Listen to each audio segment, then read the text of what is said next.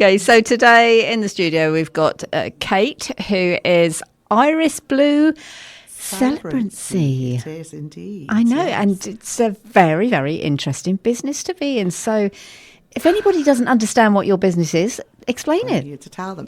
Okay, well, a celebrant can do officiate over services, any weddings, funerals, baby naming services, a vow renewal, anything really, any services that part of your life comes across every day of the week. It's an independent business. I'm not constricted by anything or anybody. It's normally a non-religious service, so it can be all walks of life. It caters to everybody's needs. So I basically meet with people, chat with people, write a service for their wedding, if they want a whole wedding service, including vows, you name it. We can do that. It's catered to their story, their love stories, everything about them. Again, with a funeral, it's an individual ceremony, more of a celebration of life. You know, if I can create a little bit of happiness in those dour moments for people and celebrate the life that's gone. Again, with the naming ceremonies, it's not a religious service, but lots of people these days are not churchgoers. They don't tend to follow any religions, but they still want their children named, you know, in an official way to give the children an identity. So, and also lots of people change their names these days, so I can do ceremonies just to give them their new identity, to celebrate the fact that they've got a name and they're here in this world. And that's what a lovely job you've got. It is a lovely job. So I've only just started doing it officially since the 1st of September. So I have taught in Newport schools for the past 30 years. Decided a year ago that maybe retirement was looming. I fancy doing a celebrancy training since COVID, really. I'd done a few eulogies at family funerals. Then a best friend of mine told me she was getting married and would I marry her, a bit like Joey Tribbiani from Friends. So I was like, oh, wow, yes. So I'm really excited about that. But what am I going to do? I haven't got a clue what to do with it all. So decided then I needed to go down the route of training to be a celebrant. But didn't want to take that plunge, kept putting it off. And I was like, and then sadly my dad passed away last year. I did a eulogy for him, and he was in the police force in Newport, and lots of his police friends and colleagues came up to me afterwards and said, my daughter read about me in that way that you just did, about your dad. Lovely. I would, I'd be honoured and really proud of her.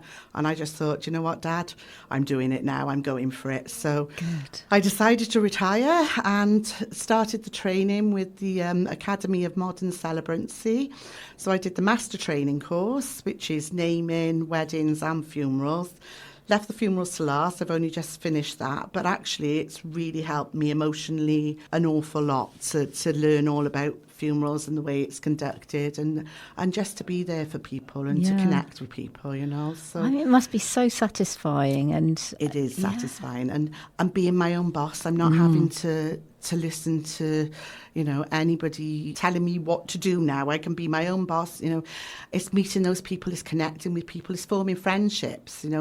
I've done 2 weddings. My first one was last Christmas. Again, it was a friend from work. He decided in October he was getting married. I was like, great, you haven't given me much time, but we can do this. So getting thrown in at the deep end is good, though, isn't it? Definitely. So he got married at Christmas last year with his partner in Craggynose Castle down in East Valley. So it was lovely. So I enjoyed every single moment. I bet you get to see some amazing places, though. Do you know what? It's great. And I try and visit venues just to see what they're like, to get a feel for them as well.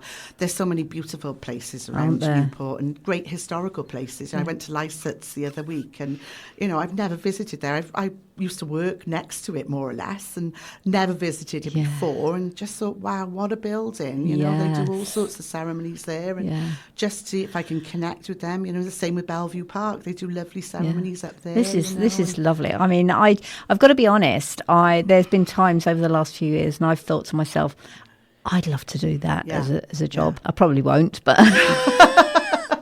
But it is something that I bet you get such a satisfaction out of doing. It definitely is, and I just, as I say, I love just listening to people's love stories and just them talking to me. And the same with the funeral, I've got a service this week for a family, and just being able to connect with them. It's school friends of mine who I've known for 40 years now, which it is a very sad situation, but but being able to connect with them, tell them my story, because I've got experience of the sort of things that they want me to talk about as well, and it really helps with them, and I just find when I've met the other couple I did a wedding for back in Easter time, that was again in St David's. It was down in West Wales. I'm a glutton for punishment for driving a long way, but it was a wonderful couple I met down there, and as soon as we met them, I dragged my husband along, so I was like, just come with me for moral support. It's the first one I've done, I don't know people, but they said it was like meeting old friends, and they just felt so comfortable chatting. And I think if I can create that feeling with people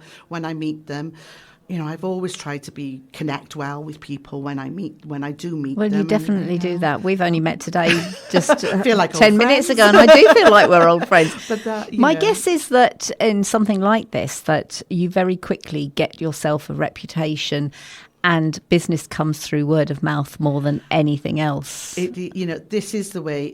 I'm daily, or I'm weekly more so than daily, trying to post on socials and do lots of things. But it is through word of mouth. It's mostly friends, friends of my mum and dad's who have contacted me about doing services for them. Yeah. So, visiting wedding fairs and just visiting venues just to get your name out there and get known. And, my daughter and my son-in-law had a wedding with a Celebrant a couple of years ago, and I'm friends with her now on Facebook. Lovely. Because it was a bit of a strange story really, but me and one of my other daughters wanted to arrange a flash mob thing for them. Lovely. Sounds great. And I contacted her and I thought, I don't want to ruin the day. If she thinks it's a bad idea, we're not going to do it. So I got in touch with her and said, look, this is the idea. The bridesmaids and the best friends want to do this, stand up and do this song with everybody joining in. What do you think? Would it spoil your plans? And she went, go for it. I'll be part of it. And we were having Zoom calls between us because we're all around the country, so we're having rehearsals through Zoom. Yeah. And what a lovely lady! But she's kind of met all of Roxy's friends, and now she's friends with them. They kind of, if they haven't used her themselves, they've recommended her. Yeah, definitely. And that's definitely the way forward, isn't it? And the thing with Celebrants, anything goes. You can, if you want to get married on a beach, you can. You will have to just check with councils and landowners and things. But you're not constricted to different areas. Yeah. So is that something you would do as a celebrant? If somebody says, I want to get married in such and such a venue, would they arrange that, or would you check out the legalities of that?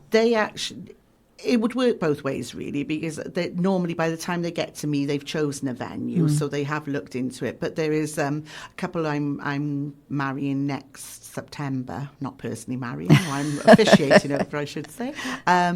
They actually live in London at the moment, but their family's from Newport, not Newport, in the Newbridge area. But I checked with them because at the moment with Celebrants, I can't do the legal side of the wedding, so you do still have to either go to the registry office to do the legal part of it, or the registrar will come to the wedding. The one at Christmas they did a 10-minute service just doing the legal side, if anybody's got any reasons, or that side.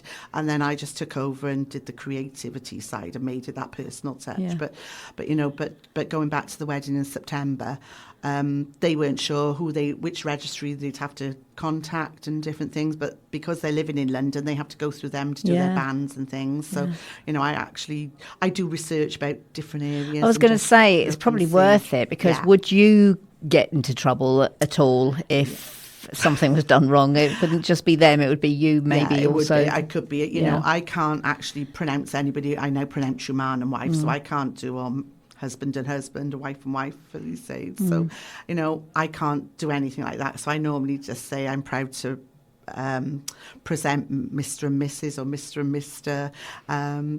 So I just try and make sure my wording is very, very limited and make sure we're all above board. So, so that's just really the wedding side of it. With funerals and the naming ceremonies, there are different connotations with that.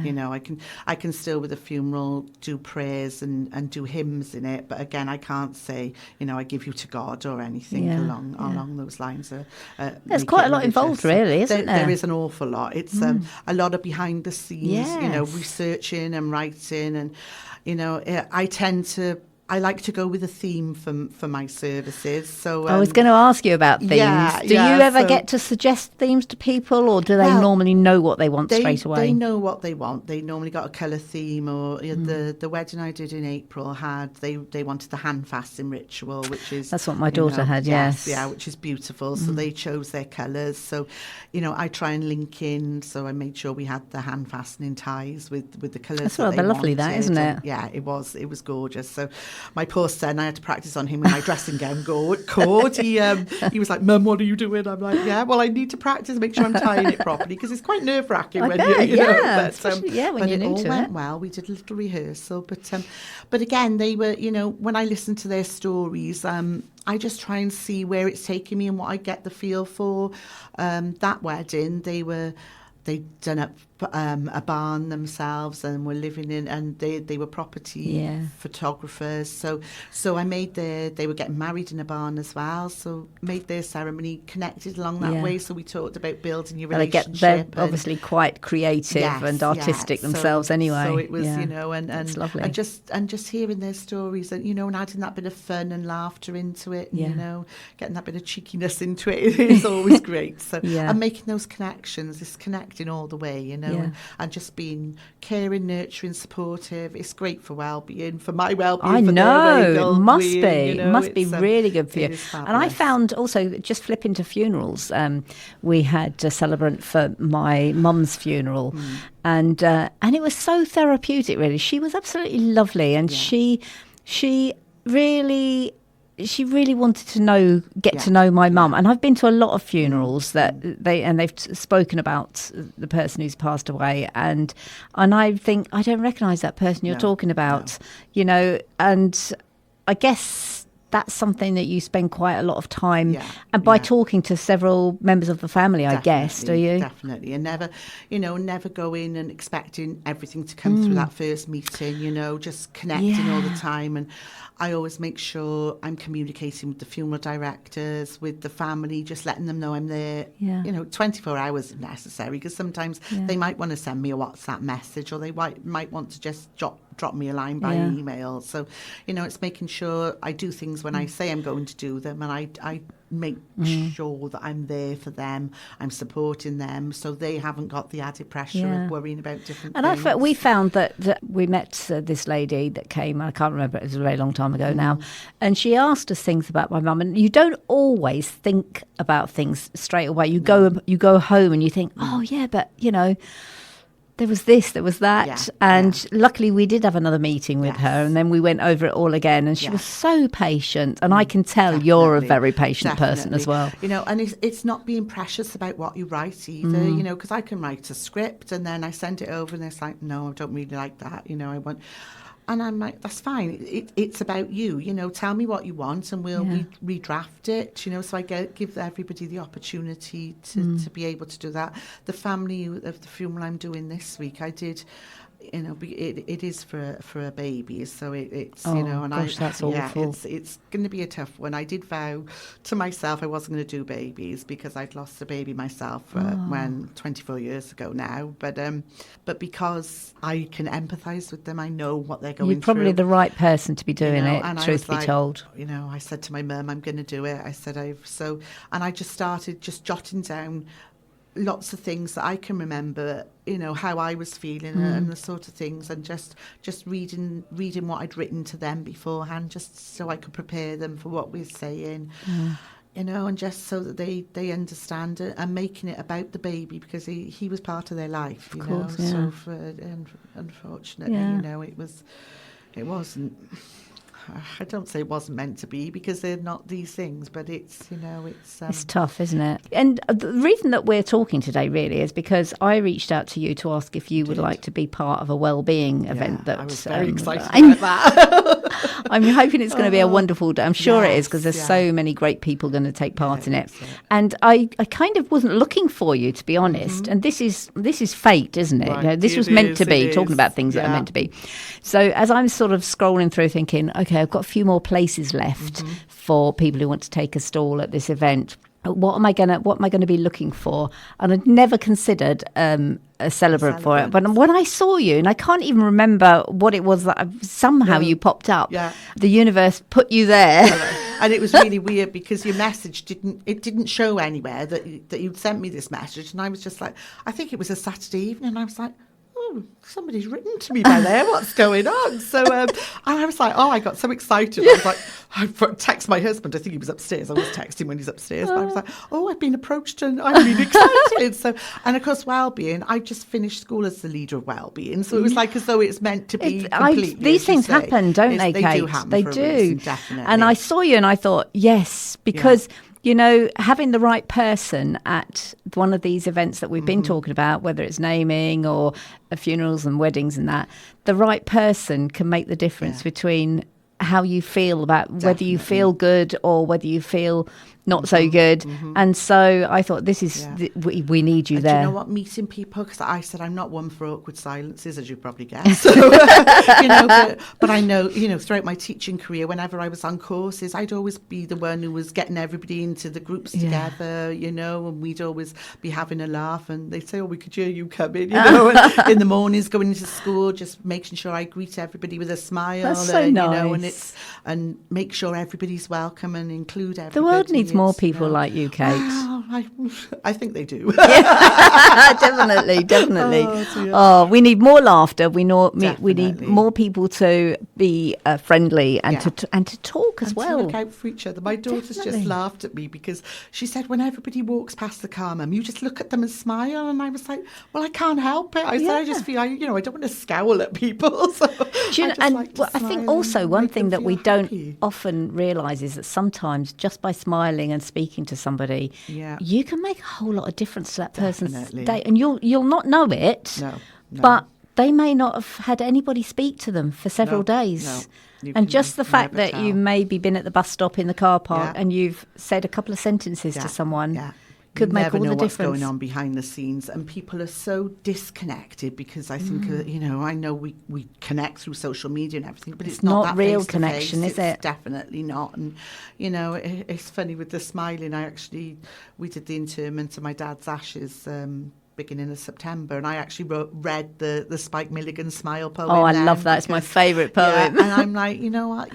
Smiling is infectious. And if you can pass it on, and we do all feel down. I can feel down on the inside, but I still always try. My children probably won't agree with me at home, but, trying to put on a smile. It's really hard to have a smile, even if you've got a fake smile. It's hard for you to continue feeling really bad if you've got a fake smile on. Do you find that? Yeah, definitely. Yeah, it does. It works magic. It really does. Yeah, it does. And you can tell if people, because you smile with your eyes as well. It's your whole face. It's just, And do you know what? Nobody, especially when people say to me, "Oh, somebody is don't go to that town. They're really unfriendly." Then I think. Really? Have you, though? Have you actually gone and spoken to them and smiled at them? Because chances are you're just waiting for them to make the first move. Well, someone has to make the first move. Somebody has to, And, if you will know this, if you smile at somebody, 99.9% of the time they'll smile back at you. Definitely. If you say hello to someone, it's extremely rare that someone won't say hello back. Yeah. That is so true. That's true. Just taking the dogs out for a walk now, and and Eliza's like, "But do you know them?" And I was like, "That's my daughter. I'm dropping names, Eliza." So I said, "No." I said, "But you just walk past as is polite." I said, my dad always spoke to people as he was passing them in the street, and I think just say hi, smile at them, and not everybody smiles back or says hello. No, but then maybe they've got something else on their mind, and they're not really concentrating on things. No, because that happens. Yes, it does. It does. So let's tell everybody who's listening where they can get in touch with you. Okie dokie. So I have now a website which went live in September. So I've just added the fond farewells, I'm calling it, and rather than funeral side of it. Yeah. So that's my website, which is Iris Blue Celebrancy.co.uk. So I'm on Facebook. I'm a bit old-fashioned with Facebook. I'm trying Instagram. So Iris Blue Celebrancy, and email I can be reached at as well. But if you do find me on my website, there's a connection page on there. And I can be WhatsApp. So the name Iris Blue, where does that come from? Iris Blue. So that's an it's a lovely name. So, well, yeah, I was like, it sort of came out of the blue, as you know. So I was researching. I came across a few different names, and I was like, not sure about that. Blue is always been my favourite colour, so you go in every room in my house, there's some touch of blue wherever we go. That is a good enough reason to pick that. Yeah, I love the sea, I love the sky, I love, flowers that are blue, forget-me-nots, and just the whole blue ensemble of all that. But and then when I was researching it, I was looking about colour blue and what it meant, and a lot of the traits that go with the colour blue fitted me perfectly. It was all about being caring, being honest, being loyal, trustworthy. It just seemed to fit my persona completely. So I was like, right, we're going with blue something, and then I looked, and then I was looking at birth flowers and different things. So I'm a February birthday, so it can be a violet, but the other flower was an iris as well. And then when I looked about researching a little bit deeper again about irises, and the goddess Iris was a Greek goddess, and she was the link between heaven and earth. And I just thought that just resonates perfectly. Definitely. You can't get much more perfect than that. So Iris Blue Celebrancy was born. Yeah. So it's a beautiful name. I'm trying to make that link now. I try and use a blue iris on all of my stationery and different things. So do you grow irises in your garden? Well, I've got orange you need ones to, in don't there. you? They're not the right colour, but I need to invest in some blue ones. I think you do. But I've actually found a dress with some on, totally unintentionally. And I nearly wore it today, but it wasn't quite the weather. So, but yeah, and just, I guess you enjoy dressing up as well for these events, don't you? Do you have to buy lots of new dresses and hats? You shouldn't do, but you do. You do. Yes, you do have to. So I do find, I'm a glutton for dressing up if I can. So I tend to buy lots of nice long floral maxi dresses, and then I seem to have a colour for if there's a colour theme going on. Well, of course, that's the thing, isn't it? And that's a real trend, isn't it? Particularly at weddings, is a colour theme. Definitely. And sometimes it's quite hard to get the right colour, isn't it? The wedding I did in April was, I said, do you want, and I thought she was going with a blue theme because it had all been black. I thought, great, I've got blue dresses, I'd seen a really nice one. I was like, I'm going to get that. In fact, I ordered it, and I said, I thought I'd better just check with her. And, no, I'm green. I'm like, oh, okay, nothing green. I'm wearing green today, but I didn't even realise I had this in the wardrobe. So, you've got such a good excuse for going clothes shopping, Kate. Honestly, I know, it's great. This is why you wanted this job, really, wasn't it? That's it. What about music? Do you find that there's a particular... Does anything jump out at you as being, we've had this before? Yeah. Do people tend to pick the same sort of music? No, I say really, it's quite individual. It was, we have lots of Taylor Swift fans, Do you suggest much in the way of music, or do people generally know what they want? If they want me to, I would, but on the whole, people do know what they want. Yeah. And when people are picking music, like if it is a funeral, the music that's chosen, has it been chosen by the person who's died, or is it the family, or do you not know that? It's sometimes it goes as 50-50. Because you do hear a lot of people say, when I die, I want this at my funeral, don't they? Definitely. Well, that was my dad all over, because that resonated with him.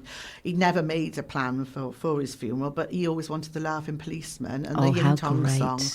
My goodness, that's so good. He didn't make any more wishes, and Mum was like, no, we can't have those. And I said, yes, we can, Mum. I said, anything goes these days, and And I always think when we did the photograph memory, the Ying Tong song played and it created laughter. And I thought Dad would have loved this, you know. And I think if you can just create those happy memories, you know, it was photos because you don't want to be dour and, you know, grief is a funny thing. You have to grieve, yes, and there are times for crying, but you can't be afraid to laugh still as well and have those happy feelings. I feel like quite often, and this is where celebrants usually come in and are able to create the right mood, because sometimes traditionally at funerals there will be this thing where people are afraid to, if they meet somebody that they haven't seen for years, an old friend, and they're at this funeral and one of them says something funny that sparks this giggle and people feel bad for laughing. And that's such a shame if people have I know, you know, so you have to kind of create an atmosphere where it's okay if you want to have a giggle about something, and it's okay to smile at people when you greet them, you know. And that's what I found with my training, you know, with my mentors. You have to put little notes in just to remind yourself of, you know, to turn your page. It sounds silly, but you forget sometimes. Just pause and, you know, and I put in there, pause and smile. And she was like, oh my goodness, I'm so pleased you put that in there, because so often at a funeral people don't choose to smile. And, you know, and I think, no, it's important that people can see that it's okay to smile. It's not wrong, you know. There's enough sadness here anyway. That But you know, it's fascinating. I think you've got the loveliest job in the world, and one of the loveliest jobs. One of the loveliest, I am. You know, I am honoured. So I just really, you know, it's something that I do. I look for, and I'm like, right, what can I do today towards that? Yeah. You know, Is this something that either your son or your daughter would be interested in doing? I wonder how they look at it. Yeah. Probably not. They're not. They're a lot shyer than me. Although, you know, my daughter, when she lets herself go, she's fine. But she does. But maybe you've got to be a little bit older to grow into. So. I think, you know, sort of as personality. I say, 30 years of teaching.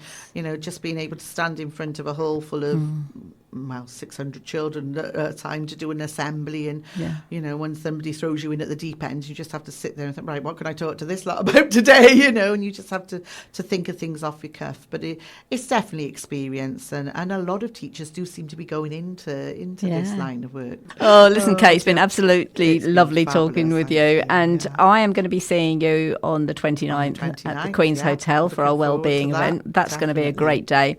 And this podcast is going to be available for anyone to listen to on our website. So, that'll be fabulous. Thank you. Good. Well, have a lovely rest of the day. Thank you. Okay, then. Okay. Thank you so much. Take care. Yeah, take care, and you.